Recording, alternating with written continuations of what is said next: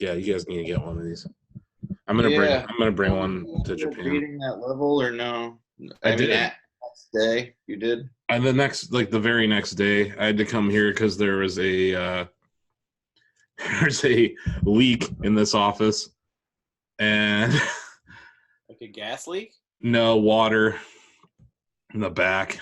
Yeah. It was basically like just a fitting on one of the pipes was like rusted out, and it just, I have been gone for, I don't know. On the hot water heater? It's actually not even there. It's from like the hot water heater was about to go. Like we just discovered it. It's like I looked at it, I was like, this looks a little rough. The one in the back. Yeah. So I'm replacing that on Tuesday because I don't want to come home or back to the office to like a giant flood of hot water. So how long did it take you to beat it once you started again? The next day, I don't know, probably like about 40 minutes because I was here. They gave me a 4 to 5 window. 4 to 6 was the appointment window, and they showed up at like 6:30. So I had a lot of times. It probably took me about 40 minutes of playing it straight. I was just too tired. Like you called it. Like I was just exhausted because it was a 5.5 hour stream, and I had rebuilt the level in one sitting. Yeah, that was weird how it wasn't compatible. Yeah, the hitboxes have changed on the Switch version versus the Wii U version. Yeah. And like I remember hearing speedrunners talking about that at launch. I didn't try to do this at launch because I didn't have the capability of capturing all that at once, but I like that idea of capturing like having David and I next to each other playing games at the same time. I think that we could do a lot of cool stuff with that. And then also having 4 inputs, like having a camera or the opportunity to have like 2 cameras and like dedicate one to Lola at all times. Oh, that was cool. Yeah, so I think, we're doing some cool stuff here. But then, I'm going to be gone for a month, and then I can come back and start working on it again. You leave on the 28th? I leave on the 27th. Or no, wait, 27th is a Tuesday. I leave on the 28th, in the morning. So I only have Monday and Tuesday to see you before you go to Japan. Yeah. Yep. Then you can come to the hotness. Mm-hmm. Get ready. So it's hot as hell. It's like super terrible. Hot. Huh? I will ship you. I will have a package. I mean, I'm sweating right now. I just turned the air conditioner on. It's like 11 p.m. Oh, yeah. Yeah. There was a big festival today for dancing. Mm-hmm. It's really awesome festival. Yeah. I wish I could go, but it's way too hot to go. So. Yeah, that global warming. They started it on TV. Yeah. But they didn't show the whole thing, which is annoying. Yeah, it's. What are you gonna do though? Okay, so let me full screen this thing over here. There we go. Yeah. Full screen. Okay, now I want YouTube videos. We'll just have to full screen them when I get there, kind of thing. Okay, cool. I got my show notes on my phone. You guys ready to start? Yes. Yes. Okay, let's go. We're already recording. Oh, welcome to the show. Yeah, I mean, I didn't even notice that until probably 1 minute after you were recording. I was like, oh. I just start because then I can always edit it out and like to the point where we actually start the show, kind of thing. So I mean, this doesn't necessarily have to be the beginning of the show. Who wants to say the beginning? Well, I don't think on the show notes did you mention the new firmware? Maybe it wasn't on there. No. Oh, like Tony and I getting the new update? Yeah. You guys. I figured that's just at the end where we say any other news about Tony from Tony and Osip about their cars. I figured that was the news that both of us like a week after complaining on our own podcast that we both got it pushed to us. Yeah, I think it was totally planned. So I think 2019 that what? I'm on. I'll tell you. I have a photo of it, which I posted in Twitter. Yeah. I'm loading up my phone. Yeah, I'm at 2019.28.3.1. And so am I. We're running the same. Oh, yeah. Yeah, so I guess that's had some improvements in the autopilot, but also some regressions. Mm-hmm. A couple people mentioned that the car went off, like, out of the lane. Yep. And lots of it never done it before. Yep. That happened to me yesterday. I'm like, wow, this is worse. Thanks, guys. I haven't had it happen. Yeah. I posted this morning. Somebody is asking specific questions about Autopilot, and I've actually tested some control situations now because Adam was asking me about it. Uh-huh. And there's a place on the Ohio Scenic Byway that's pretty windy that I like to test it on. And there's a section where it goes from 2 lanes to 1, and there's foliage on the right side, like these vines are hanging over the road. Yeah. And it has never been able to do that without coming out of autopilot mode. And with the update, it was able to do it, and no beeping like there's an object in the road or anything. So it's doing something to recognize objects that are non-cement wall. Oh, man, I had this hilarious moment yesterday. I was driving on 77 from, was it 241 Wales? Maslin Road down to Everhard, right? Belton Village. And it's under construction always. Yeah. Right? Like, that's just that highway, 77 south in Canton, always under construction. Yeah. So there's this area right before Portage exit where there's no shoulder lines, right? And it's always kind of giving me problems there, but like... So this time I get there and the car's just like, I'm like, no, bad car. And I just stop it. And then, it beeps and it's off. And I was like, it was worse than it had ever been there. Normally, it just hypothesizes where the lane is. Because, like, the problem is it was a shoulder under construction, no edge line, a drop off, so it was very confused. And even how it reacted to cars in that situation, how it was like almost getting closer to a car away from that thing. It was just very jittery. It felt indecisive for the first time. And I was like, yeah, this is worse AI than whatever was in I think I had 24 before. Yeah. And I was like, yeah, this is worse. But, if you're driving it properly, a Tesla or any the autopilot feature, you have your hands on the wheel and you can correct whatever it's doing wrong. So I definitely corrected it, but yeah, that happened to me yesterday. And in the autonomy day, they talked about how like every time they add a new feature to autopilot or something or new training, it can regress other parts. It's very hard to manage how the system learns. And anytime you add anything to the training data, it'll end up changing everything in unknown ways. So it's like massaging the AI to do things better, but there's no guarantee. Training is a good word, but when you're really changing some sort of scoring. It's weighting something over something else. So whereas Edgeline had a higher value, now finding a drop off location. Or I think calculating that stuff on the fly. Or no shoulder situations, I think it could do better. I think it for sure struggles. Yeah. They need to figure out because I know it's all machine learning and this is like a neural network. Over time it's gonna get better. But I think focusing the car on trying to notice no shoulders better would be a huge plus because Ohio's always under construction. And I think that's the one thing that I've noticed with the car. But yeah, for the most part, it's if the highway's in good condition, I use it all the time now. And I didn't in every other part of my drive, I didn't feel any problems with it, So it still handled the curve right. It still accelerated and decelerated. There was a someone who was slowing down or something in front of me. It was like, I can't remember. It was like a truck or something, or like an RV. And they slowed down to like 40.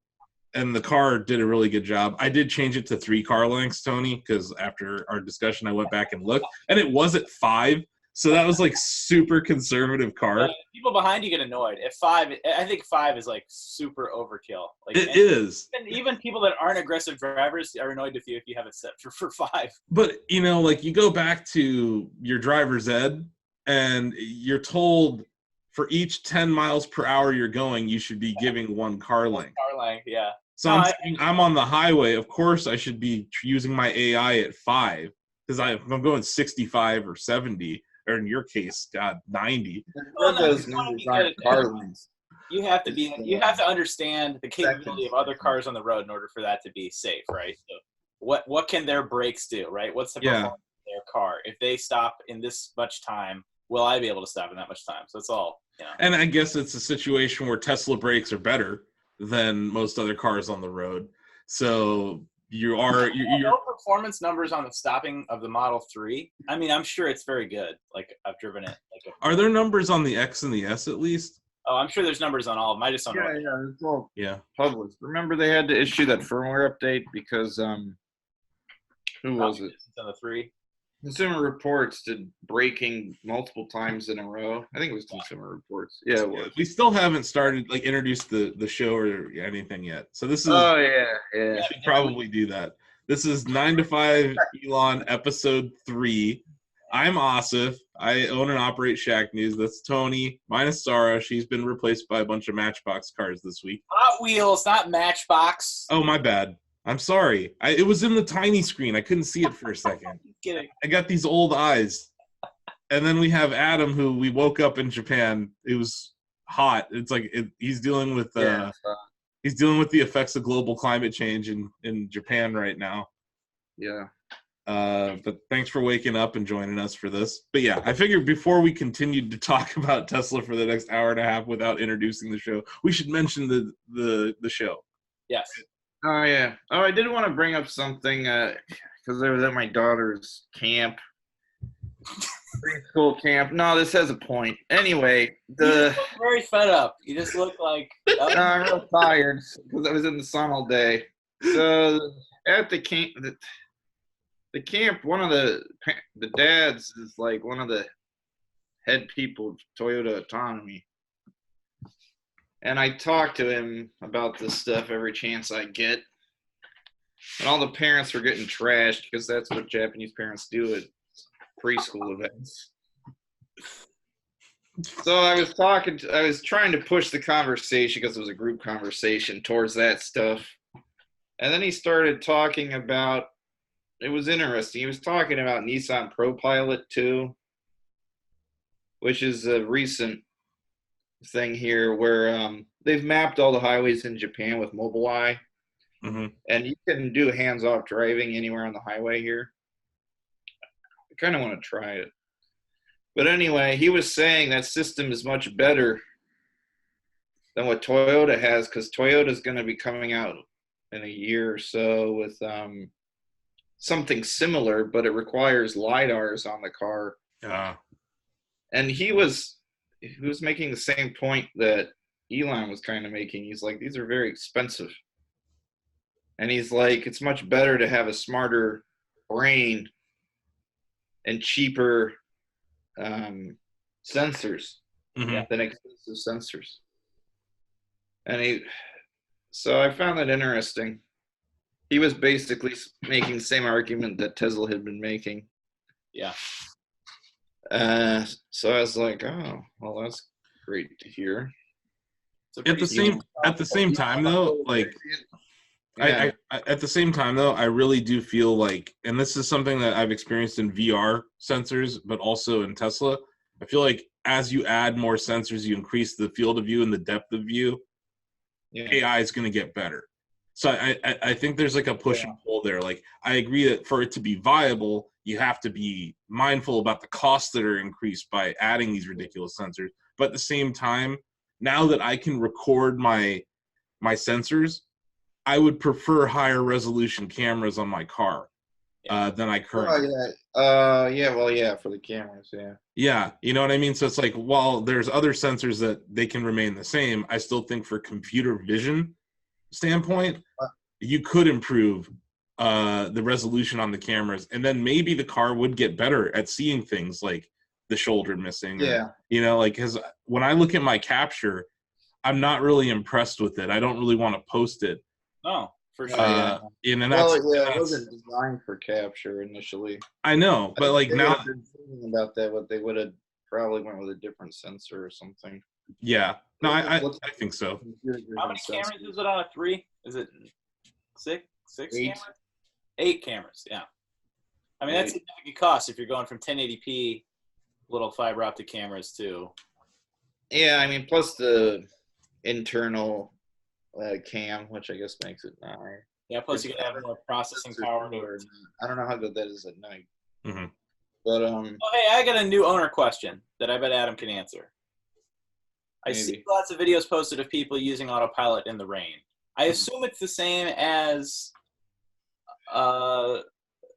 adaptive cruise control or just regular cruise control on a car.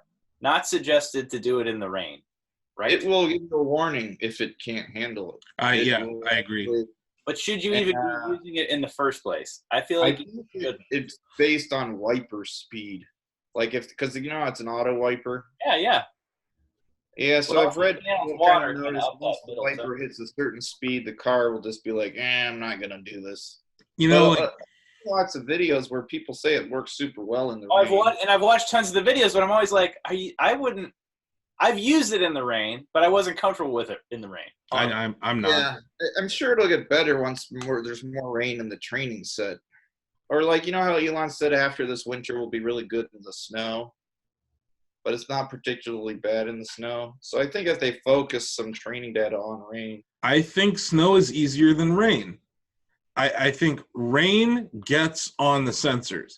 And like there's like a threshold. Like I agree it's about wiper speed, Adam. Like there's a threshold of just water hitting the car.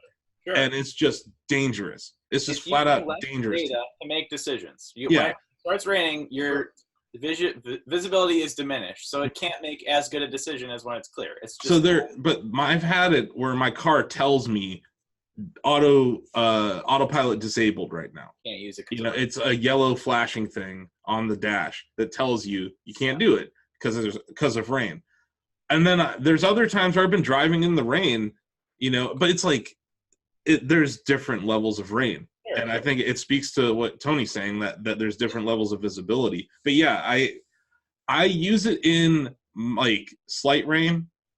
I don't use it at all when it's pouring rain. But I'm also just a cautious driver. When I'm driving, I probably would drive more cautiously than an AI would on 77 in pouring rain, because it knows, speed limit 65, go, and I don't think I haven't experienced it, and I don't really want to. Yeah. I don't know how it would behave in that situation.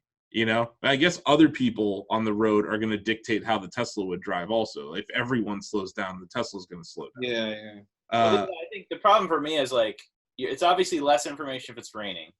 I'm not comfortable with the car having less information to drive me around.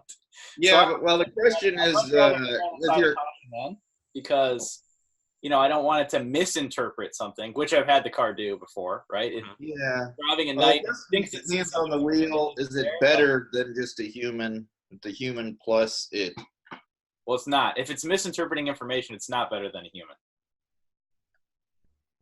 Well, it's the only argument, in my opinion, for and how quickly you can correct it and how. Yeah, right. Which you're supposed to be in full control of the car anyway. Yeah, that's how I view it, Tony. Is like as for what it is. I do not trust it to take my hands off the wheel. I don't. I simply don't. And I think given that, like if users have that mindset with it, it's a nice way to take the load off of you while you're driving. Yeah. But then, I'm human. I can autocorrect this. Boop.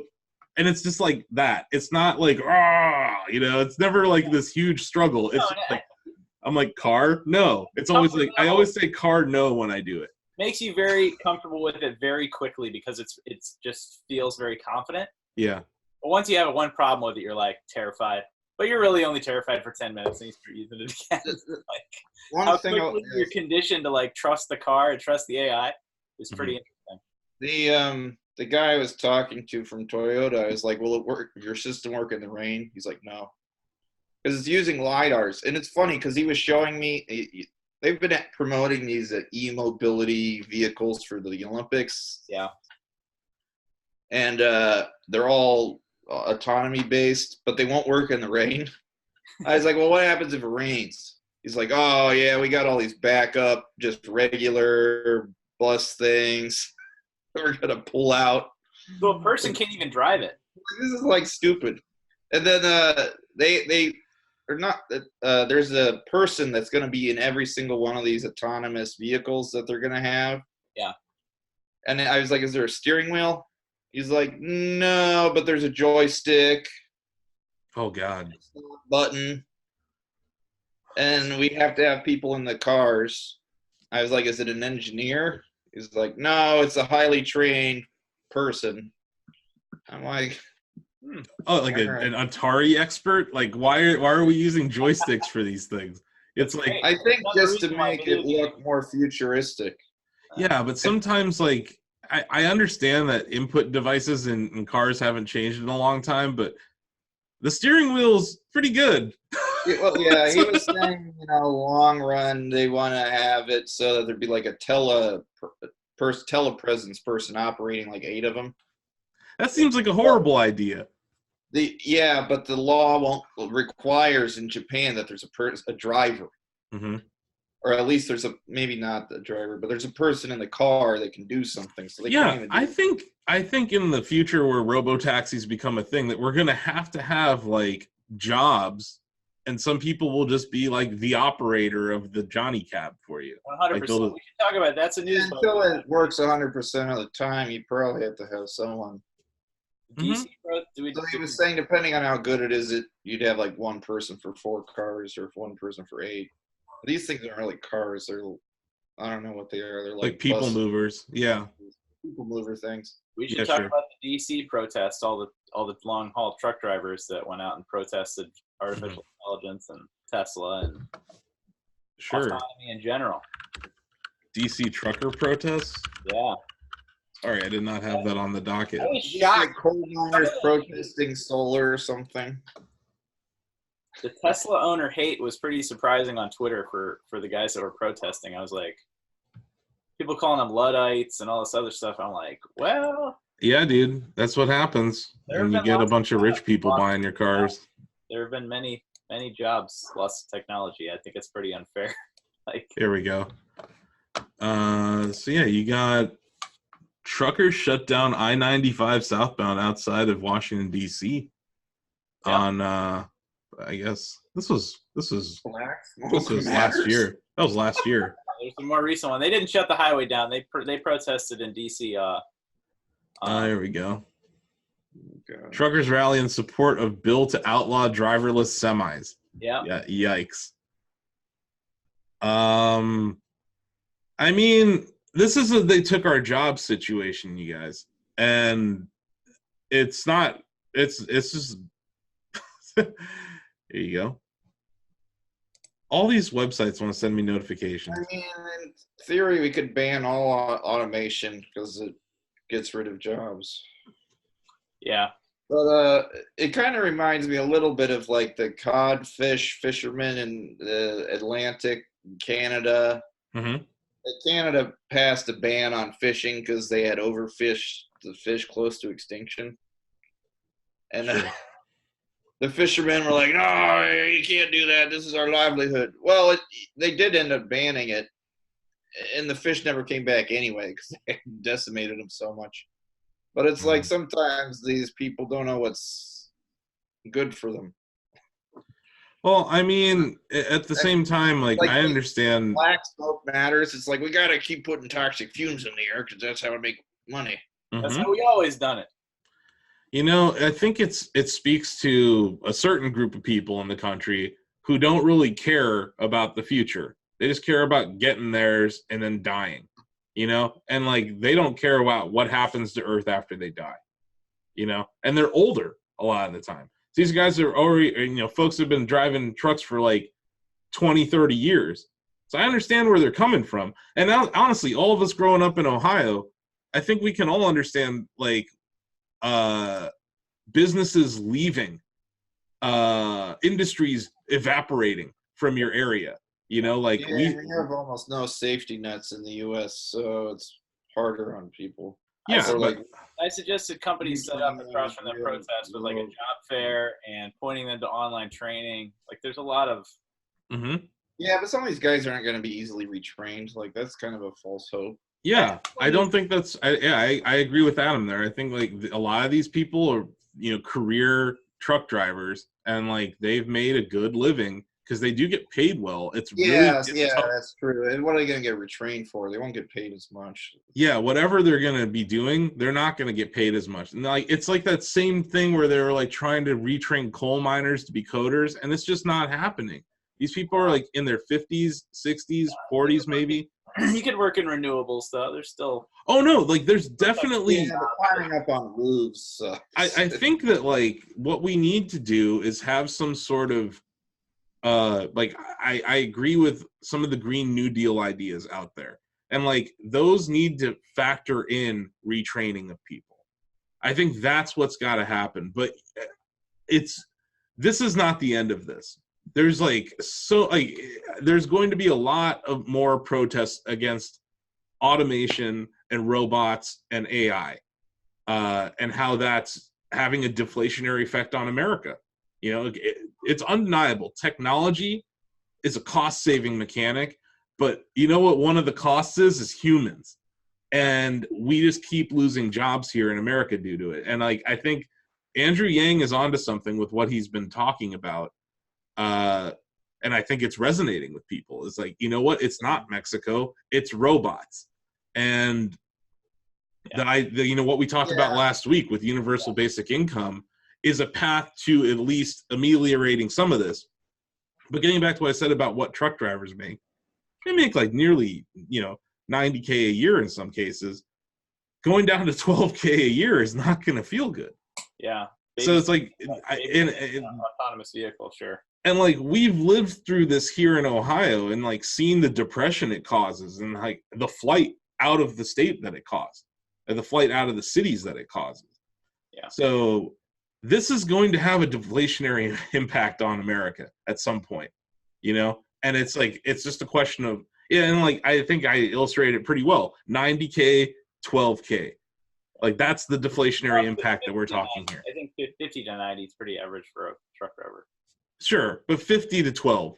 You know what I mean? Like salary, that's very good for a, But I'm just saying, like, good luck retraining someone to find a 50K job in America when they're in their 50s after they've been doing this for 30 years. It's just, I think it's going to be really hard, and that's where UBI and the freedom dividend, or what you want to call it, can help.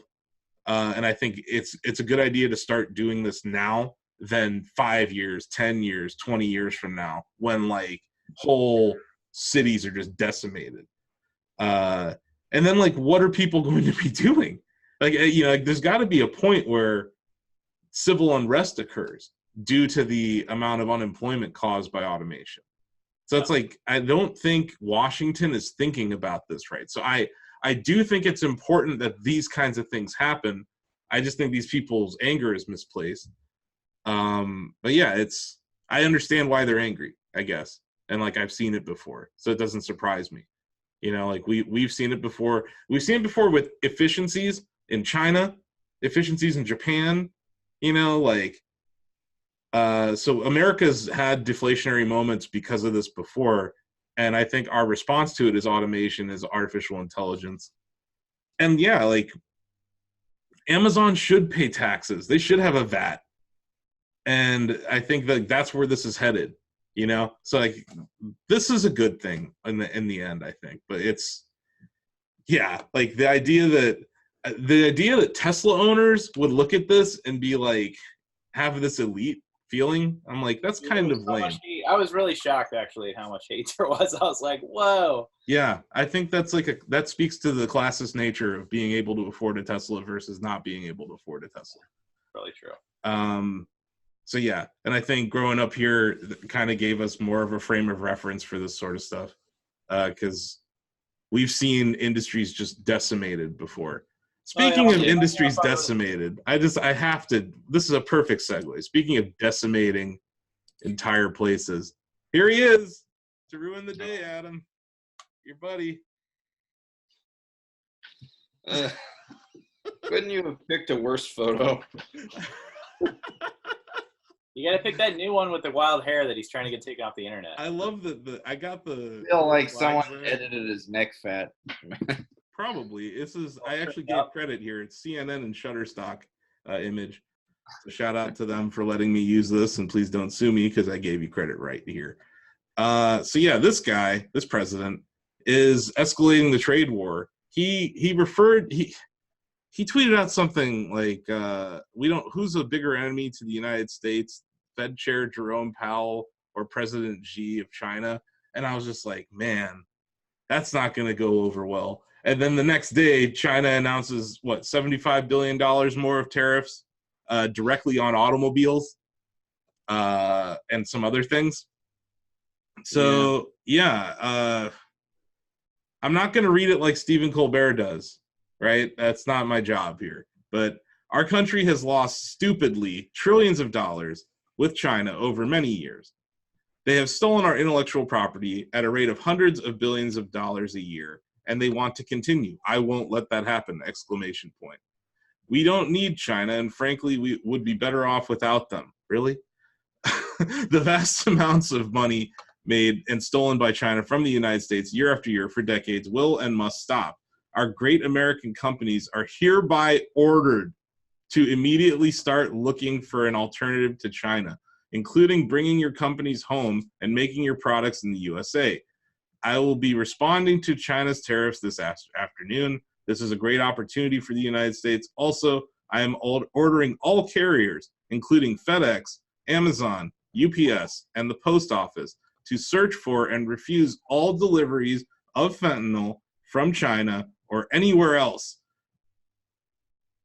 Fentanyl kills 100,000 Americans a year. President Xi said this would stop. It didn't. Our economy, because our gains in the last 2.5 years, is much stronger than that of China.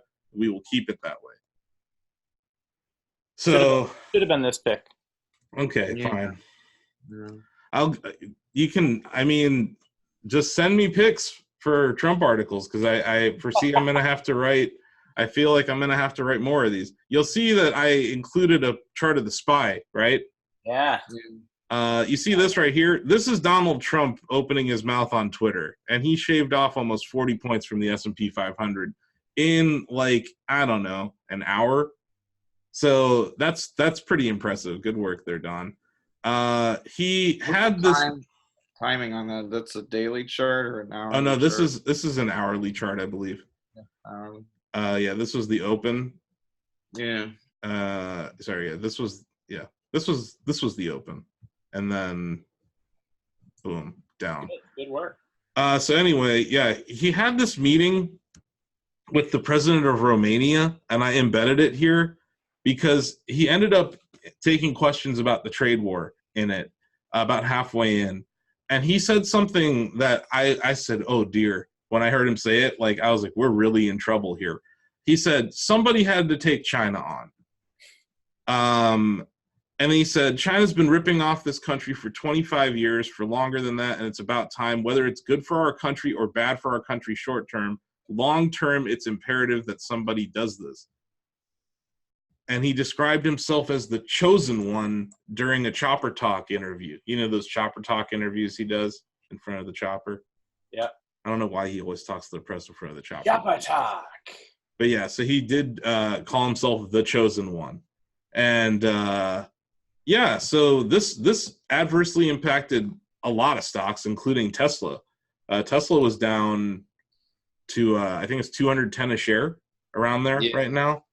And it's almost entirely due to this. I would think the Walmart panel deal problem. Walmart, I'd say, was about $10 or $8 the day that it happened. And then this was another $12 or $15. Yeah. So we went from like being in the 230s at the beginning of the week down here. But yeah, it's not just Apple got slammed. Everybody got slammed on this. So yeah, way to go, President Trump. Well, he said trade wars were easy to win. They're easy. And this is clearly that easy part right now where it's escalating. I do think it's like a really dangerous game because China's a communist country and they don't necessarily care about the well-being of their people. Whereas they can play a waiting game with Trump, who could be out of office in 2 years. Yeah. So I don't think I think from a negotiating standpoint, I don't think China is motivated to make a deal until after the election. And then at that point, they might, if Trump somehow wins in 2020, then maybe they would have to make a deal with him because he would push the global economy further into recession at that point. Because it just seems like that hardline stance that he's taking. Yeah. I don't think he's backing down. I don't think he's listening to any of his advisors about this. So I think that the trade war could continue to escalate. And right now we're like talking about Tesla, right? All three of us are Tesla shareholders. I'm below my basis again. So I am looking at it from an opportunity standpoint because I want to buy more shares. But there's no certainty right now, so I think it could go lower. But yeah, if you liked Tesla 2 weeks ago when it was at 240, you should like it more here at 210. But the psychology of this stock is like, oh my God, it could break 200. And then like, who cares? It's a number. I liked it at 217, but there's definitely room for it to go to 170. Like there's no question that could happen again. Well, they're the only company that owns 100% of their factory in China, and it's going to start production fairly soon. But that I think should benefit them, you would think. I think that's a problem, though. I think it's like from a market psychology problem. They're being put in the same bucket as Apple. Yeah. They're like, all those iPhones are made in China. All those Teslas are made in China. No, it's not. Most of the Teslas are made in America, but they do have a factory opening there. Yeah, but it's only selling into China. Yeah, I know. It will only be. Yeah, so I get it. That's why I think there's a huge opportunity here because like the revenue growth in the back half of this year into the beginning of next year is going to be massive for this company. Yeah, I think. I mean the S and the X and then the Performance 3s were all supposed to be shipped from the U.S. to China, so those could be negatively impacted. Maybe Tesla could start making Performance 3s in China, but they're not going to devote space at the factory for the S and X no matter what.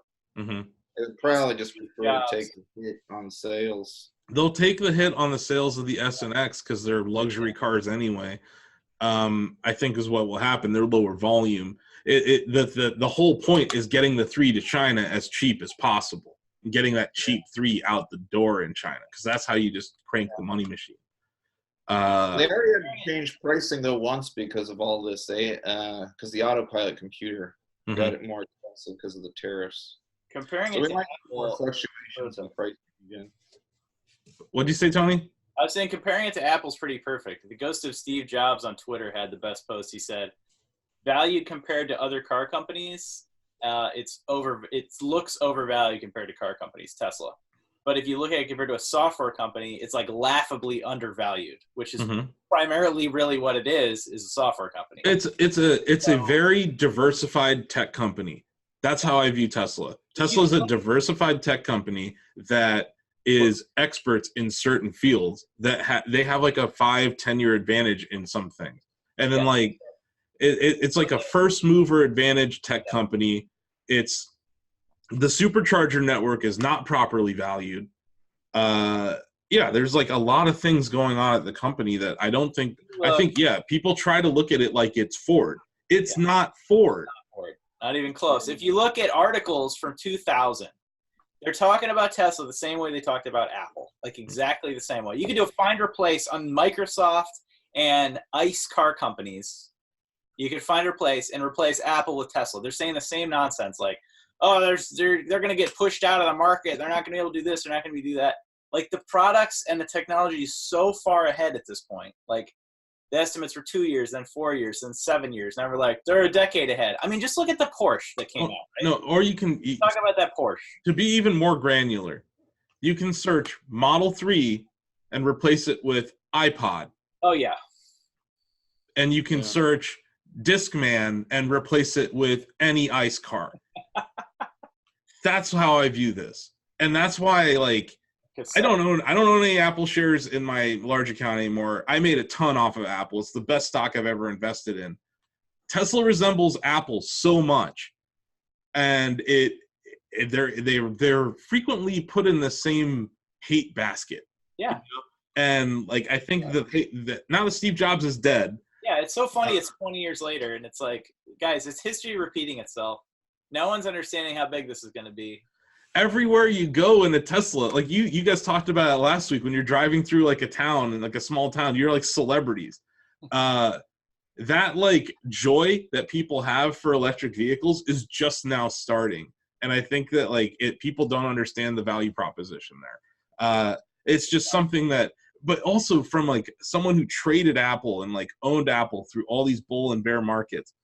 The way that Tesla trades today is so much like how Apple traded from 2001 through 2011. You know, that 10-year period, Apple would trade intraday like $8, no problem, you know, all the time. Apple now trades, you know, it doesn't trade as volatile. Clearly, Friday it did. But like, you know, I really think that Tesla is where that volume is now. That's where like that FUD, you know, that you see posted all the time. For sure. That's why you have the focus of giant, old, rich corporate car companies, corporations that have had bailouts, that have all these benefits. You have the complete focus of their marketing department because Tesla is destroying them. Mm-hmm. So when you have that many like marketing machines out to get you, it's like obvious how easily they can sway public opinion. You know, I had somebody in the grocery store parking lot this week look at my car, kind of do a double take, and he was like, "Hey man, what problems have you had with your car?" I was like, "Excuse me?" Like, if you had a problem with this and this, he listed off all these things that were like totally the last 6 months of fear, uncertainty, and doubt. Yeah. Getting thrown out there by the ICE car company. So I was like, "No, man, I haven't had any of those problems." He's like, "You pay to charge? You pay?" Yeah, he had like a million questions. As soon as I like interacted with him, he was like, "Oh, now I have all these other questions." And he was driving like a Mazda truck, which I hadn't seen in forever. I was like, "Dude, your truck's pretty rare. That thing's rad." He's like, "Oh, thanks, man. It's this car's a little." But he had so many questions, like, "What's it cost you to charge? What's this? What's that?" But he said like, "Have the seats fallen apart?" He had all these just ridiculous things. I'm like, "No, man, the seats haven't fallen apart. This is like a luxury car. The seats aren't falling apart." Like he was like all the ideas he had of the problems with the car were like amplified. So he wanted to like bring them all up and like put me on the spot. Like he was gonna get me. Mm-hmm. Yeah. I was thinking about that today. Everyone talks about how bad Tesla service is. I think it's some ways it's good, and then sometimes it's bad. It just depends. But I think that's true of most service experiences people have with cars, but they're getting it done by a dealer. Sure. So they're all like, the dealer screwed me. The stealership.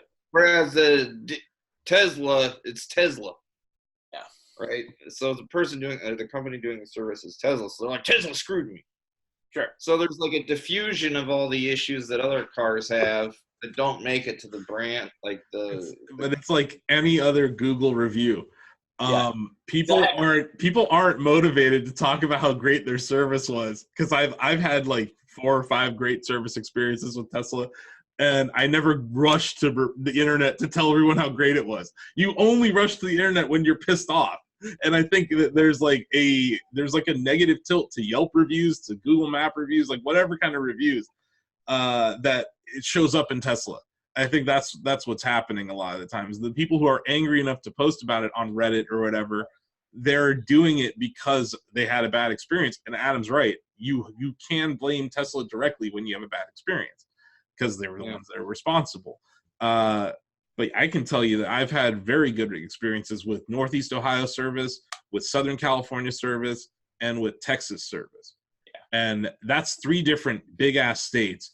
And I witnessed the Houston Service Center scale as the Model S shipped, and then the X, and now the 3.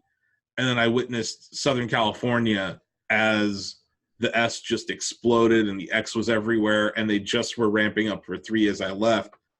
And then, yeah, I've seen Ohio as the 3 has started to explode here. And it's great to see. But, like, the way that they pivoted in Ohio, I think, is coming straight to you, you know, and when they can. The biggest complaint I have about Tesla is parts. There's always a delay. Whenever it's a parts issue, you're going to wait. But that's like any luxury car. And I think what you're seeing here is that, like, people were like, a lot of people, Tesla is their first luxury car that they bought. That was my first luxury car that I ever bought. You know, like, and I think, like, there's that, like, expectation that you just want everything to be perfect. And most of the time it is. But yeah, it's I think a challenge. But yeah, we should actually mention, since we're talking about service, right? Should we talk about this guy, Tony? Yeah, we should talk about that guy. So he was an I think he's not executive, but he was up there, director or something at Tesla when the Roadster came out. His name's in there, I'm sure. Mm-hmm. He was like the head of service for a large territory. Like, yeah, he ended up taking over a lot of the West Coast. So he's one of the few guys that understands all the inner workings of the Roadster. Yeah. The original 1500 Roadsters. So a lot of people, you know, and it's many of the early adopters, because the car costs so much. It's all other executives, right, or the people that own these things. Mm-hmm. So he basically became the go-to non-Tesla guy to service your Roadster. In Seattle. In Seattle, yeah. Right. But at first. Parts, he does just about everything. He tests the car. He tests and does diagnostics of the cars like the old-fashioned way, where you're like piece by piece checking each system without using any kind of electronic digital diagnostic tool. Like he's literally doing it manually, even though it's a mostly digital system. Mm-hmm. Well, that's because he doesn't have access to the software. That's right. Yeah, Tesla hasn't given him access to the diagnostic software. Yeah, and he also points out that Tesla doesn't provide training. While they have made white papers and released a lot of the documentation on aspects of the systems for all the cars, they don't certify people in it. You have to be a Tesla employee to be certified in working on the cars. I was cracking up when I was watching this, Tony, because it was like 8 Microsoft, like, high up employees all have Roadsters. Of course. Well, that was the target market, right, for the cars. I mean, they subsidized all of us being able to drive S's. And a lot of them bought shares of the company, too, though. I thought that was also funny to hear. Yep. And even though he says in the video he doesn't agree with Elon Musk, you know, no one else did it. Elon Musk was the person that did it. That came up with the idea, that grew it, that got the funding, that built the cars, that got the right people to design the tech. So super interesting video. And he echoed a bunch of things that I've talked about with his name's Carl Medlock, and he was the former territory manager for almost 10 years or something. Yeah, but yeah, he was the man. And him and his son worked there. There was a part of the video that I thought was really cool. Yeah, like, they brought in a wrecked Roadster, right? Yep. And they show how they basically have to recreate parts, because he goes out there and he has this, like, junkyard of Tesla parts, and he basically creates molds for whatever part you need, you know, because Tesla's not even really shipping parts for the Roadster 1.0 at this point. So he really too limited. You can't find them anywhere. So he's kind of become the de facto person to fix your Tesla Roadster 1.0, which is kind of amazing. His prices are pretty high. I mean, he only works with Microsoft executives and Roadster owners. And people who can afford to ship their cars from frickin', you know, Florida was one of them. Yeah, Florida. Yeah, right. He said Florida or California, I think in some cases. Oh, it's kind of a testament to how good these things were, that people still wanted to be driving around, despite the fact that there's been multiple subsequent But yeah, this is a CNBC story though, in case you folks want to check it out. But about Carl Medlock. I like the video, right? It's a 10-minute video. It had its fair share of like Tesla bashing, Elon bashing, but then it ended on this kind of high note that was like they were the ones that did it. That's why the car exists. That's he said I still think Elon can be a jackass at times, but he's the guy who did it, and I still support him. Yeah, I liked it. Like I was like, that seems that you could replace Elon Musk with Steve Jobs. You could ask any former Apple employee who got fired by Steve Jobs what they thought of their time working for him. It's probably the best work they ever did, but they hate him. You know, like I think Elon's a lot like that. And he talked about it even during the video about the politics within the company. He's like, if you're still there, you know how to play the game, is what he said. And what's really funny is when I did the Fremont factory tour, we did an Airbnb right up the street from where the factory was. And the woman that owned the house we Airbnb'd in, what used to work for a Tesla, and she echoed almost that exact sentiment when I prompted her about like, oh, you work for Tesla, like tell me more about it. She's like, yeah, I was there for 6 years or something, and basically by the end I couldn't handle it anymore. You basically, if you didn't know how to play the game, you were out. If you weren't on the inside of the executives, then you were on the outs, which I can completely understand. Working for a startup, working at GE for 7.5 years as a contractor, like if you don't have an in, there are certain corporate execs very political aren't going to do anything to further your career, and you're going to be in a bad way if you don't know the right people and make the right moves when you're there. So let's that happens everywhere. It's not just a Tesla problem, right? That happens at all companies. So sure, let's point and laugh at this thing, guys, because holy crap. Have you seen this? Yeah, of course you've seen this. This Taycan interior. I'm trying to like take a step back from tweeting negative things about the Taycan. No, I know, but look at this. Well, just looking at it, there's a bunch of questions I have. Like, why do you need the duplicate controls on 2 screens? Do you see that? Yeah. Navigation, music. Doing this versus doing this. They're just repeating buttons. Why are we putting a display all the way over there? Like, I don't know. It's like your hands here or your hands here. It's like it's an efficient shotgun crotch screen. I don't know. It's weird. It's got the map over there.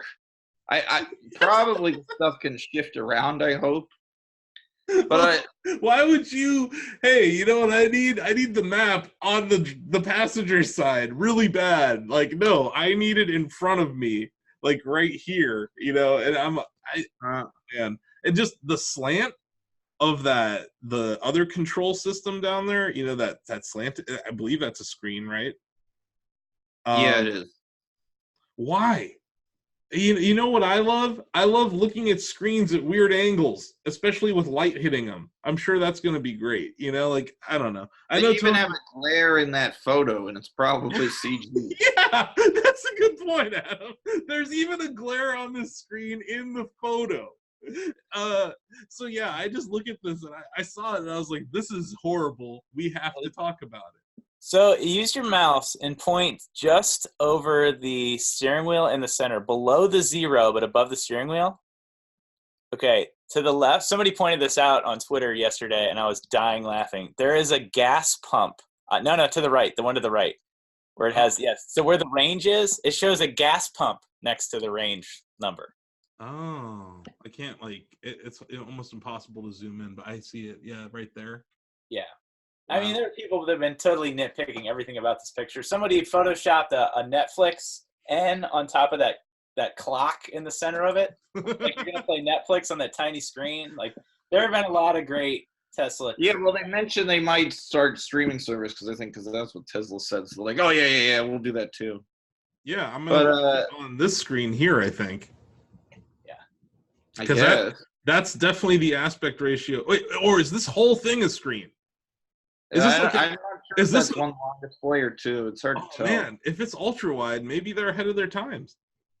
The best is that Porsche and Volkswagen Motor Group are tweeting like, "Oh, the center console is a distraction in a Model 3," and then this is the design. Oh no, I know that's the response, right? It's hysterical. The single iPad-looking screen is a distraction, and then they make this monstrosity. It's like, okay. And then, hey, let's put a UI where you have to reach all the way over here. They did this because it's expensive. The car is expensive. So they're like, how can we outdo Tesla? Throw in a bunch of screens. This is where... that'll justify those. This is when the specs came out, that was the first thing that I tweeted was, okay, you guys had, what, 6 years?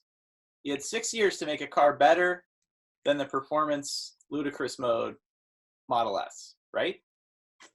You had 6 years to do it. And this is the car you came out with, and it's slower.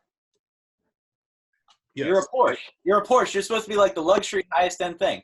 It also costs $130K. That's the starting price for this car. Like, everyone's like, oh, it's so compelling. It's so great. It's not great. They're owned by Volkswagen. This is like... Well, there's video of someone sitting in the back seat, and it looks super cramped, too. It's a complete... I'm sure it's a decent track car, but, like, what percentage of the market needs to spend $130K on a track car? 53 inches of screen real estate. Like, is that including the egg timer, or is that not digital?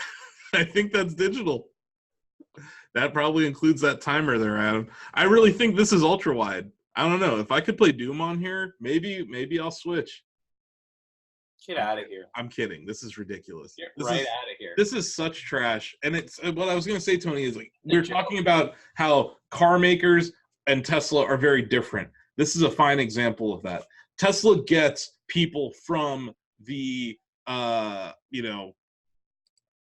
tech industry like to actually come and help them with UI and UX. Like that car is clearly not that's built by car people, right? That's a car person. It's built by car people, except it doesn't outperform a 6-year-old Model S. That's what I'm just saying. Like, but they don't want it to. They want you to buy their gas-powered vehicle. That's performance. They still have a bunch of gas cars they need to sell. So speaking of which, let's talk about this terrible company VW that you mentioned. Boom, 679,000 cars. Wait, did we talk about last week how the Dieselgate cars that they supposedly fixed? No, that came out after our episode. That was like the day after our episode. That's even worse. I agree. That's why I was like, on our show notes, I'm just like, I think I just said VW continues to be awful. Like, because like there were 3 headlines out of VW this week. I thought the biggest one was that they're recalling 679,000 cars because it's an electronic issue. Yeah. And then the e-tron thinking it's not in drive and it just rolls away. Mm-hmm. The e-tron got recalled too for fire risk. And if Tesla had a recall for fire risk, everyone would go ape. Stock would be down 35% that day. So those two, this is just another example just showing how powerful the Volkswagen marketing machine is, right? So this article breaks, the Dieselgate 2.0 thing breaks. They also lied about emission standards on the software fix that they have applied to cars, right? At certain temperatures, the car is still polluting at the super high rate, many times the limit in all countries, right? So both of those articles come out. Tennessee and articles, Volkswagen marketing machine managed to push those to the back by posting, hey, we might buy Tesla. Yeah. Oh, God, why? Why'd you do this? Why do you do this, New York Times? Hey, well, no, I think that's highly probable. There we go. But, yeah, so here you go. This is the story I think it broke, the 22nd. Piled up in huge lots, Volkswagen's reworked diesels trickle to buyers. But it's also, no, they faked the test results. They put something in their fix for the Dieselgate was to put something in the car that would know when it was being tested to not run at emission standards breaking levels. Right. That's how horrible this company is. Just saying. Well, they know. They just did a simple calculation for corporate greed, right? They were like, if we lie again, what's the worst that could happen? We've already been fined this much. We could pay it off again. Doesn't really matter. Yeah, too big to fail. They're just... They don't care. Listen, I was almost never go to prison. It's just ridiculous. I just don't want to hear any more green people in my feeds saying how the Taycan is a step in the right direction. We should be celebrating it. We should not be celebrating it. No. It's a joke. It is a smokescreen. If they truly wanted to make a better car, they would have made a car faster. It's about performance. They should have made a car faster than the Model S that came out 6 years ago. Like, don't pretend that this car, people are going to see the Taycan and be like, oh, wow, $130,000 supercar. Oh, I'm going to go green. No one's saying that. It's not a step in the right direction. Volkswagen's evil. They own Porsche. Stop pretending. Just stop. It also kind of reminds me of the i8. Remember that Tesla killer? Yeah, the Tesla killer, that's a hybrid. It's not even an electric vehicle. Yeah, they're like, we're going to still put an engine in there. Wait, Austin, just Google, like, fat guy i8. It's really funny. I want people... You just want people to see this? Oh, it's real comical, the way you get in and out of the car. This guy has so much trouble. I mean, I don't want to fat shame anybody. No, I'm not. It's not. It's shaming the i8. Okay. I just... Oh, wait, I have to log in to see Oh, this? my gosh. Why is it on Pinterest? Hold on. Here we go. I got it on YouTube. This poor guy. So did he buy it? I assume he's an owner. Yeah, well, this is pretty funny. Oh my god. It's a car for every man. It's the every man's hybrid. It gets better.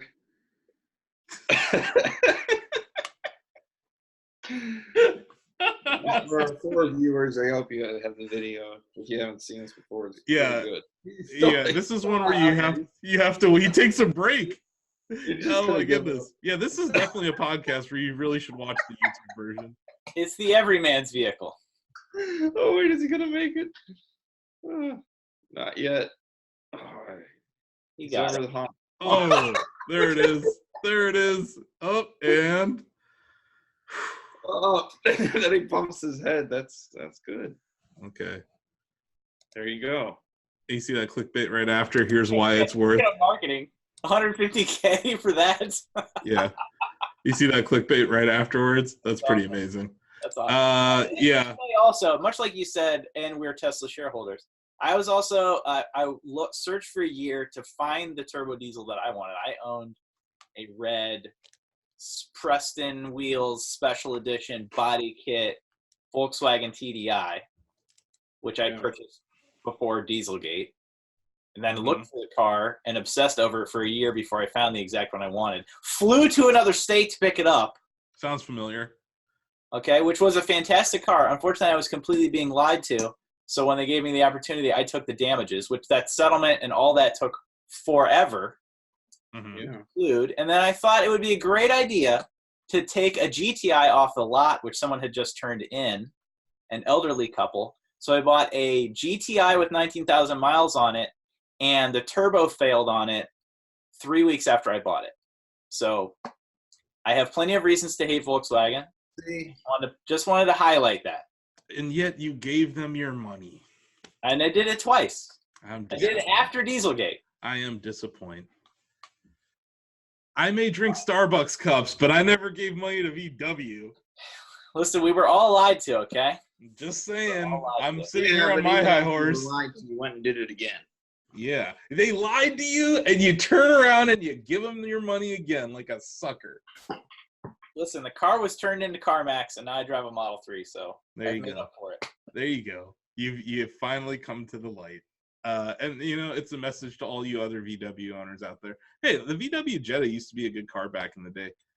You know, like they weren't always a terrible company. And, like, Porsche used to be a high-performance vehicle. Like, I agree. I think it's hilarious. The Jetta? What are you talking about, the Jetta? Hey, you guys remember Jeff, right? Mm-hmm. Red-haired Jeff from high school? Yes. The airbag failed in his Jetta, and he was in a front-end collision, and he smashed his entire front of his face. On the screen. Well, that Jetta clearly sucked. I don't know. I had a few friends with Jettas that were, like, I think, late 90s models. That was like a 2006 Jetta. That's what I mean. So, like was later, that the kind of airbag where all of them got recalled? Yeah, probably. It was. Yeah. Yeah, I mean, I'm talking like 90s. I'm talking 90s Jettas, Tony. Like there was like a time where that car was like well made. It was like back when Shacknews was founded. You know Maybe. what I mean? Like, but not in the last decade.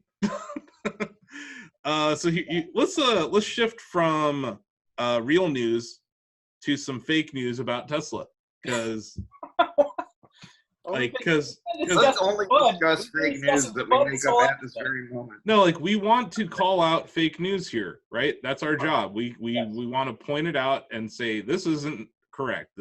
No one should have reported this. Is Volkswagen acquiring Tesla? CEO says yes, but spokesman denies. And Tony was speaking to how this story came out after all the other bad stories. This is how you push it. You SEO. It's SEO, man. You just got to push those bad articles out with nonsense. You just throw out some nonsense to push the Google newsfeed lower. They're very well versed. It's the only way you can get Volkswagen's name in a positive story is to put it with Tesla, I guess. Yeah. Exactly.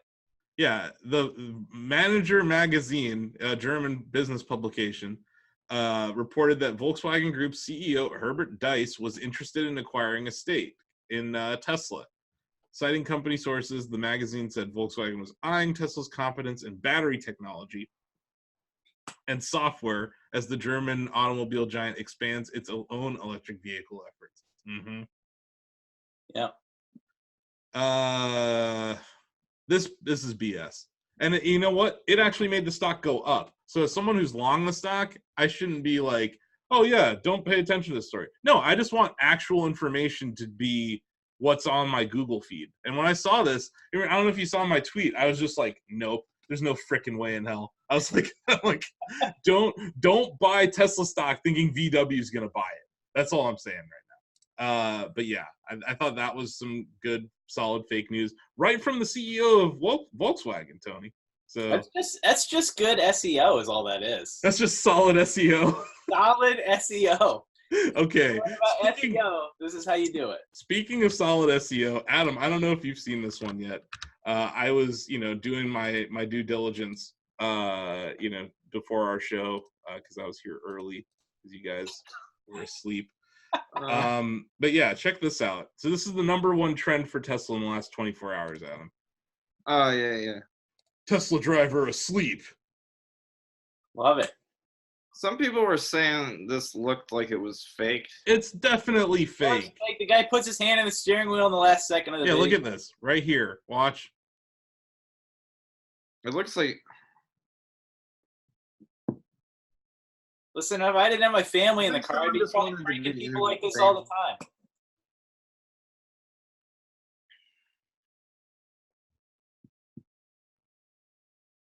It's the middle of the day, which makes the falling asleep less. Yeah, I think. You see how he grabs it at the last second? Yeah. And guess when that is? That's right around that 30-second mark, which is when. Autopilot, he's got a full 20 seconds to ham it up for the video, Yeah. So that's why I'm like, I saw that and I'm like, he saw someone was filming him and he was messing with them. So in my opinion, that's fake news. But the #1 trend, which we're going to name our episode that. We're going to say Tesla driver falls asleep at wheel, fake news. We're giving lessons on SEO in episode 3. There you go. We're actually, and look, I'm using the screen share feature pretty well. Well, it would actually be good for competing companies to have driver assistance software get heavily regulated because they're so far behind. Mm-hmm. So it wouldn't be a surprise for me in acts of desperation that they try to restrict the release of the autopilot type software. Because Toyota's a year or two behind even existing stuff, and it is more expensive and requires expensive sensors. Yeah, Nissan's much further ahead. Yeah. Where is it? I think is it Moody's? Yeah, well, Nissan uses Mobileye. Mobileye's latest chips are pretty good, and they have good software. I'm talking even Nissan cars now that ship with adaptive cruise control and stuff. Those features are good in those cars. So can't find the story. I don't know if I linked it in our Slack or not, but Tesla had their credit rating raised. Yeah. Did I link that to you? To stable. I didn't see it. Yeah. Upgraded. Oh, I'll check the Tesla price target on tipranks.com. My favorite way to put my finger in the air on #ad. Yeah, I'm not surprised that I can't find any stories about this, Adam. But I know that it happened. Tesla's bond rating was increased to stable because of... I found it. It's a Tesla. There's a Teslarati article. It's Teslarati? Moody's upgrades Tesla. Teslarati. That's one of those fake. That's one of those fake Tesla news outlets, right? No, they're great. Yeah. And no one else will cover it, but here we go. Let's shout out to Teslarati for covering this. I thought this was fantastic news, and no one was paying attention to it. It was a week where it was only the bad news for Tesla mattered, and Moody's upgraded this. To me, for a company where the number one thesis for Tesla Q is that it's going bankrupt, right? That's why we slapped a Q on the end of it. If the credit agencies are saying that they have better liquidity than they've ever had, that seems like a big blow to Tesla Q. And yeah, so you got Moody's upgrades Tesla to stable over Model 3 efficiencies and adequate liquidity. So yeah, this is pretty great. They also upgraded their speculative grade liquidity rating from weak to adequate. So this is that, you know how they had junk status before? Yeah. This is a big deal. This means that the bond market is a little more stable than people realize. And you think about the deals that they've done. Sometimes they've been debt finance, sometimes they've been equity, sometimes they've done hybrids of those. This is great news. It means that, and now I will say this about Moody's and Standard & Poor's as ratings agencies. They got 2007 so wrong for all the banks that I wouldn't really trust them too much. But this is something where they've been negative about Tesla pretty much forever. So to see them... Yeah, I just saw a glance at the article. They were still predicting negative free cash flow over the next 12 months, which Tesla does not expect that. They expect positive free cash flow, right? Yeah. So they're taking a particularly negative... Yeah, they're still negative on it. It's not still, but now they still raised it as stable. So even like in a bad situation, they seem to be all right. Yeah, so I think that as just from a shareholder perspective was really great news. Yeah. And yeah, if you were a bondholder, you're probably pretty happy about that too. So yeah, I think... Do you have any convertible bonds? No, I don't own any debt instruments at all. I'd rather own dividend paying stocks if I had to go down that route for interest rates. So like right now, I'd say my dividend stock that pays me the most is Nintendo. But yeah, like talking about interest rates. Woof. Have you guys been paying attention to that at all? The 10-year German Bund, it has a negative interest rate, and the 10-year Japanese JGB, it has a negative interest rate. And multiple times in the past few months, we've had an inversion of the yield curve where the 2-year had a higher rate than the 10-year. So I know that's kind of adjacent to what we talk about on this podcast, but it is what people talk about as a signal of a recession. Yeah. Within 12 to 18 months. So that's something to pay attention to. But I think it's interesting at a time where that debt market is really upside down. Yeah. Tesla's debt is looking better than it has in years. So that's, I think, good news. I do think that the Federal Reserve is basically pigeonholed into a situation where they have to flatten out the yield curve somehow. And the only way to do that is to cut rates. So I think that they're being put in this situation because it's like an opportunity cost thing. Why would you buy Japanese government bonds for negative interest rates where you have to pay them to hold your money? Yep. Where you could go to America and get paid for them to borrow your money. Yep. So I think it's like stock that pays a dividend as well. So yeah, and then obviously the problem with dividend paying stocks is that they are all based on payout ratios. So if the company's earnings plummet, they can't pay the dividend. If the government's going to pay you your money no matter what, it's backed by the full faith and credit of the United States. So I think that that's the difference. That's why there is an element of risk to owning a dividend paying stock versus a bond. But I would still prefer that because I get the equity appreciation. I get capital appreciation on top of dividends. So in the case of something like Nintendo, it's like a 1-point-something% dividend yield, but it's up. So I think, and I think it's going higher. But yeah, it's something that we should be paying attention to. I wanted to bring attention to it because I think that the yield curve situation is, it speaks to where the global economy is, kind of going back to the whole trade war that we're in. I think the global economy is slowing down. And I think that Tesla's ability to grow sales at 60% in this kind of economy speaks to how big of an opportunity there is for the long run.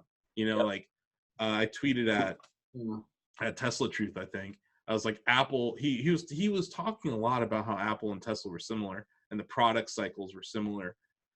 Apple did a really good job of managing themselves through the dot-com bubble and then the housing crisis, the Great Recession. Yeah. And I think Tesla has shown that they handled themselves very well during the Great Recession. For sure. And I think whatever's coming up, they'll probably be able to navigate it because their revenues are growing.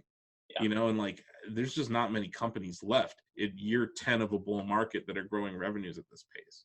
Yeah. So I think I think they handle it better than a lot of the other auto manufacturers. Of course, just look at them buying the Fremont factory, even just the property value. Mm-hmm. Yeah, I mean, a recession, if they could get some cheap factory or something, it could benefit them. Yeah. Plus, a lot of the auto manufacturers will probably do layoffs. They might be able to pick off some people. I don't know. But you can go look at the Ford chart. Not doing so hot. It hasn't been for a while. Even though they have a truck, they're gonna have an EV that can pull 49 trains in 2025. Wasn't that when is that launching? I don't know. They released those pictures of the EV Mustang as well, which pretty interesting. It's just funny. It's just laughable. All these companies are like, oh yeah, we're on the bandwagon too, guys. We're almost there. Yeah. Well, before everyone just claims we're a bunch of Tesla fanboys, we gotta talk about this. The Tesla working to resolve dispute with Walmart over solar panel fires. So what was it? 7 different installations of solar panels caught fire at Walmart stores. Yeah, these are all installed by Solar City before Tesla bought them. Yeah. So these aren't Tesla installs. So these are liabilities that were acquired by Elon when he basically bailed out Solar City. These are unknown liabilities at the time, basically. And I don't. What was it? 2 episodes ago, we were talking about how little effect on the income statement Tesla Energy has. Yeah, here you go. Yeah, well, most analysts just value it at 0 or whatever. Yeah, it's like a rounding error on the revenue line. Yeah. So when I saw this and then I saw the stock tank, I was like, come on. It's like it's disproportionate. It's like, yes, this is bad. Yes, they should pay for it and they should fix it and they should do right by their customers. But this is not a reason to sell the stock off $8. It's truly not. And that's why, like, as someone who wants more shares of Tesla, I'm like sitting here just like watching it and I'm like, okay, there's another dumb story. These things tend to come in threes. So I'm like, okay, let's wait for like the 3rd dumb story and maybe I could get some Tesla under 200 again. But yeah, even like Tesla Truth was talking about how like it doesn't make he's like, here's how much money they made off Tesla Energy last year. Here's how much this fine is going to be. Here's how much of market cap they lost. It just doesn't add up. So I think it was an excuse to sell. I think this market is just kind of, it's volatile and it's looking for excuses to sell. And there's a lot of skittish people in some stocks that like. Well, there's also probably algorithms that auto sell when they see the words Tesla and fire or whatever. Sure. I guarantee that there's that, but I'm glad you brought up programmatic trading, because that, coupled with people who use stop loss orders, that's what causes cascading sell-offs. And I think that's what's happening again, is that people buy Tesla at 190 and they're like, okay, I'm up to 230. I'm going to put it in a 210 stop, right? And then the computer goes right down to 210, sells you, and then it buys it up and it goes up to like 212, 218. You know, so like, I feel like stop loss orders are a very dangerous game if you're a Tesla shareholder. And I never used them when I was an Apple shareholder either, because I was like, I don't care. Like, if it drops, it's going to come back. That's my attitude with Tesla right now at these prices. I really think, like, if it does drop, it could drop $50. I wouldn't care. I would just want to buy more. You know, and like, I don't want it to drop $50, but I just know that this market's it's looking for reasons to cause big sell-offs. But yeah, I'm glad that they're working already to maintain that relationship with Walmart, because Walmart is like probably one of the largest real estate owners in the country when it comes to giant flat roofs that we could put solar on. So yeah, and Walmart's not. Yeah, I don't think they blamed video games for this either. So good for Walmart. Violent video games take out solar panels. A Walmart where all the video games were removed from being sold, but the same place with selling guns or whatever. Yeah. All right. I don't know if that was a real picture, but it made me laugh. Makes perfect sense. Also, remove all the music with explicit lyrics. Yeah. That's gonna help too. It was rap music. Rap music broke those solar panels. Well, I kind of wonder what the fires were. Like, I read some hypothesizing that it was some connectors that were bad back from whoever they purchased them from. Or it could be there's only a few fuckers to put panels up on the roof. Yeah. Oh yeah. There's only a few parts. Solar systems are pretty simple. You know, there's only a couple pieces that could actually catch fire. So I don't think it's. Yeah, I mean, it could be faulty wiring. Inverters could catch fire. But it's said the panels, right? Hey, I wanted to give a tip ranks update on Tesla stock. There are a couple changes. A couple of holds moved to sells, so there are now 7 buys, 6 holds, and 14 sells out of 27 analysts that have made comments on Tesla stock. The average price target is $245.62. The potential upside is considered $500 plus, and the potential floor is $135 a share. Well, that's all great, Tony, but I got some bad news for you. What? David Einhorn says Elon Musk should resign over solar panel fires. I'm a Tesla short, and I think Elon should resign. Take my advice and resign. Elon should resign. I'm short Tesla. Wait, is this article posted on CNBC? I'm so shocked. I'm so shocked and stunned. I'm shocked. This is my shocked face, Tony. David Einhorn. Einhorn, who lost a massive percentage of his portfolio. He's getting wrecked in this Tesla short, and he refuses to back down. He told me to short Tesla at the Value Investing Congress at $26 a share. He's a. Well, was it him or was it the T3 partners? Whitney Tilson and David Einhorn, all those jaboofers were sitting there. He's a financial genius. He's not in anyone's pocket, first of all. And he's a financial genius. He got one thing right. One. He got Lehman right. That's it. He got one thing right. And guess what? You could have thrown a dart at any bank in the United States and had the same benefit. You know, all of them went down 90% from 2006 to 2008. You know, but oh my God, he got Lehman Brothers short right. He gave a 178-slide presentation about why Lehman Brothers was going to go to zero. How many times did I tell you guys at the same time that I didn't want? And I was like, good news, none of you own U.S. Bank common stock. Remember, that was all I used to talk about was U.S. Bank common stock, and not just USB. I'm talking all of them. But yeah, that's ridiculous. That is the most absurd headline I saw of the week. But I had to throw it in there because yes. I think there's a groundswell now of analysts who are seeing the story at Tesla, and they're starting to look at it as a revenue story instead of an earnings story, and they're looking at it as a tech company instead of a car company. And then you can start to reconcile some of the PE ratios, price to sale ratios, price to book. Like, so many times, value investors get so stuck on their dogma that they miss the point. This product is hot and it's growing. Get out of the way, and they're not getting it. These same idiots are the ones who told me to buy JCPenney at 43 a share. That's a great move. It's a great move. Like, you know where that stock is right now? Do you know where JCPenney is right now? It's 55 cents a share. Is it delisted? No, almost, but it's like my favorite tweet when that Einhorn news broke, quote unquote broke, when that story broke. So somebody posted Einhorn asterisk no longer a billionaire.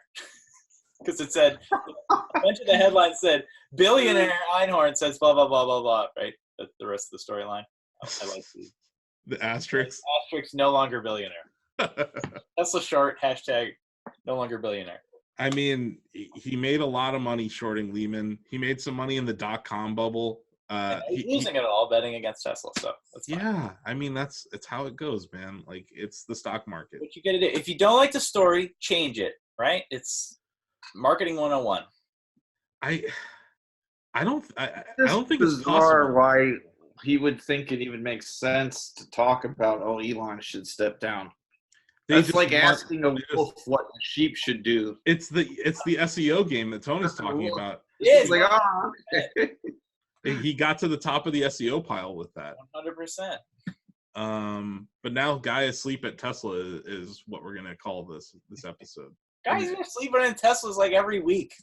I know, but this one you gotta sleep in your Tesla.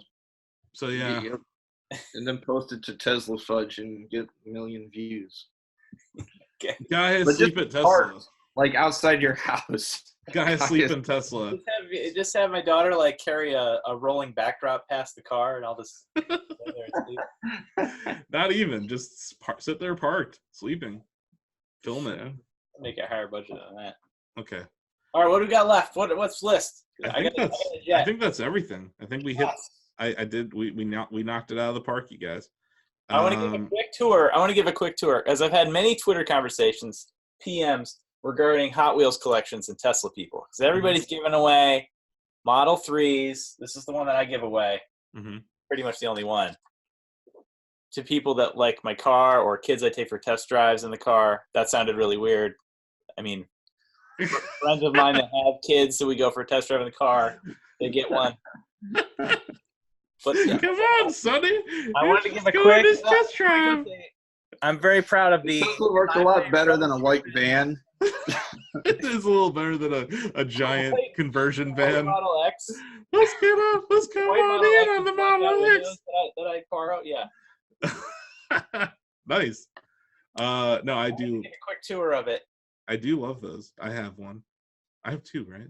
When did you start that collection? Recently? When I got my Model 3, actually, I ended up with one, and then I was like, oh, these are kind of fun.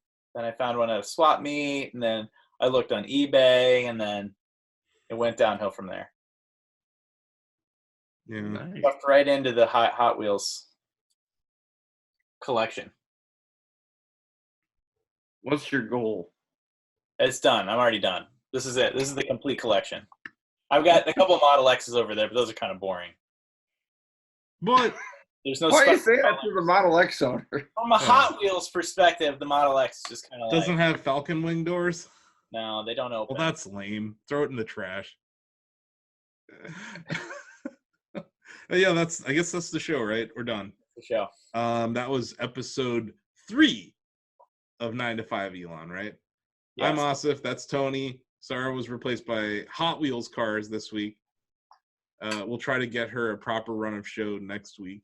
Yes. Adam woke up for this, and he's going to go back to bed. Yeah. And that's it. That's it. Yeah, we should. Oh, the Twitters. I'm at TechnoSucks on Twitter. Tony and Sarah are at Tesla Fudge on Twitter and Instagram.